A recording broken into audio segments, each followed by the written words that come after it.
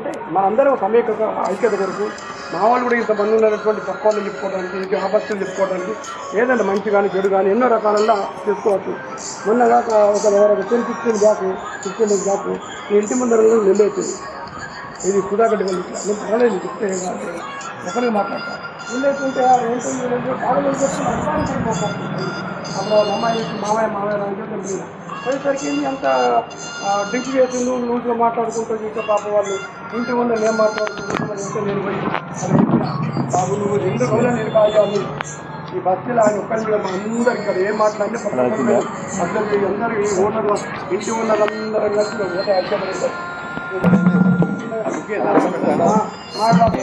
మంది ఉంటారు. బట్ ఒకరి పేర్లు కూడా తెలియని పరిస్థితి. ఈ సిచ్యువేషన్ కొంచెం మారాలి. అందరం ఒకరికొకరు తెలిసి ఉండాలి. ఏదైనా చిన్న చిన్న ప్రాబ్లమ్స్ వచ్చినా సాల్వ్ చేసుకోవాలి. ఒకడొచ్చి ఒకరిని మీద ఏదో మాట్లాడితే పక్కోళ్ళు చూసి మనం నవ్వటం కాదు, లేకుంటే మంచిగా అయిందని అనుకోవటం కాదు. ఎందుకంటే మనం సమాజంలో ఉన్నాం. ఇప్పుడు ఫర్ ఎగ్జాంపుల్ శంకరయ్య గారిని తీసుకుంటే, అంటే నేను ఆయన్ని పొగడం కాదు, సింగరేణి బెల్ట్ నాకు లింక్ ఉంది కాబట్టి నేను చెప్తున్నాను. ఆయన ఎన్నో కార్యక్రమాలు చేసిండు, ఆధ్యాత్మిక కార్యక్రమాలు చేసిండు. పోయి అది అయోధ్య కూడా ఎక్కింది, అది ప్రాణానికి తెగించి ఎక్కింది. అంటే ఆ రకంగా ఈ కార్యక్రమానికి ఏకీభవించడం నాకు సమ్మతమే సార్. ఆయననే అనుకున్నాం సరే కొన్ని అనివార్య కారణాల వల్ల 300 కట్టాలి.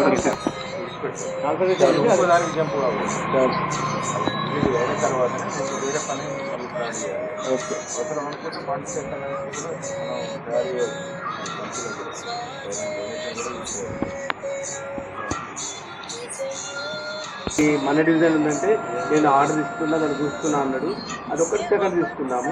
ఇలాగే కంటిన్యూ చేసేసి మనకు 50,000 రాగానే చికెన్ కానీ తీసుకుందాము. ఇక మిగతా పూర్తున్నా అవన్నీ కానీ చూద్దాం. అవన్నీ అందరికీ మన కాన్ఫిడెన్స్ అంటే కొంచెం ఉన్న వాళ్ళు 5,000 ఇస్తే దాన్ని మొత్తం ఒక 60,000 ఫండ్ అవుతుంది కదా. 60,000 మనం CC budget. Chance made us neighbors, but hearts united as with friendship అనేది సామెత.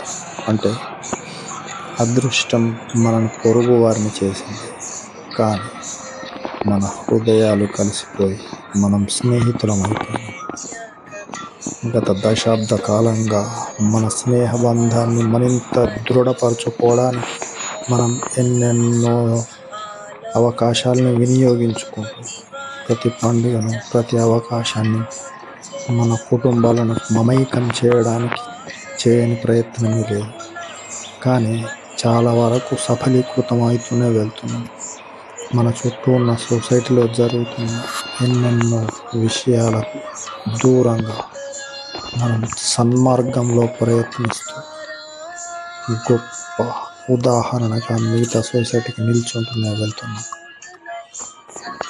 నిన్న మన కాలనీలో జరిగిన మీటింగ్ వల్ల మన హృదయాలు మరింత బలపడి మన మార్గదర్శకం చేసే రీతిలో ఒక్కొక్కరి సజెషన్స్, ఒక్కొక్కరి భావన అందరినీ ఆకట్టుకుంది. మన సంఘం కోసం ఏదైనా చేయాలనే తాపత్రయం ముఖ్యంగా సీనియర్లో ఎంతో కనబడ్డది. ఈ ఆకాంక్షలన్నిటిని నిజం చేస్తూ junior most team is always willing to work on this. మనం ఈ అవకాశాన్ని సద్వినియోగం చేసుకుంటూ మనమంతా సంఘటితమై మన సంఘాన్ని, మన దేశాన్ని, మన భవిష్యత్తును తీర్చిదిద్దుకునే ప్రయత్నాల్లో భాగంగా అందరం ఒక్కటిగా ముందుకు సాగుదాం.